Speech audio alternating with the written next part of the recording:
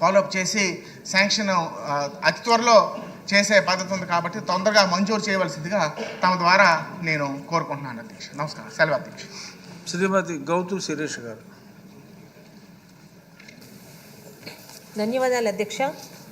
2014-19 మధ్యలో అప్పుడు తెలుగుదేశం పార్టీ అధికారంలో ఉన్నప్పుడు రాష్ట్రంలో మంజూరైన గ్రామీణ రహదారులు టెండర్ ప్రక్రియ కూడా పూర్తి చేసుకొని ఏజెన్సీ కూడా నిర్ణయం జరిగింది అధ్యక్ష.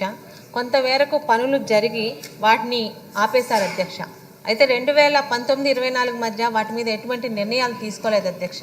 ముఖ్యంగా మన ప్రభుత్వం కూటమి ప్రభుత్వం వచ్చాక అన్ని గ్రామాల్లోని రహదారులు పూర్తి చేస్తూ ముందుకు వెళ్తున్నాం అధ్యక్ష.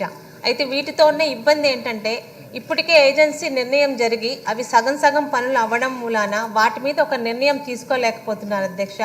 చాలా వరకు పల్లెటూర్లలో గ్రామాల్లో ఇటువంటి రహదారులు ఎక్కువ ఉన్నాయి అధ్యక్ష.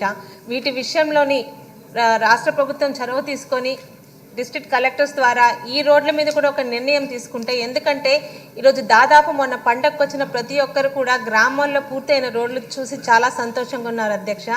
అయితే పూర్తి కానీ వీటికి మేము సమాధానం చెప్పలేకపోతున్నాం అధ్యక్ష. అధికారులకు అడిగితే ఆల్రెడీ వాటి మీద డెసిషన్ గతంలో తీసుకున్నారు కాబట్టి ఇప్పుడు వాటికి కొత్తగా ఎటువంటి శాంక్షన్స్ రావు అంటున్నారు అధ్యక్ష.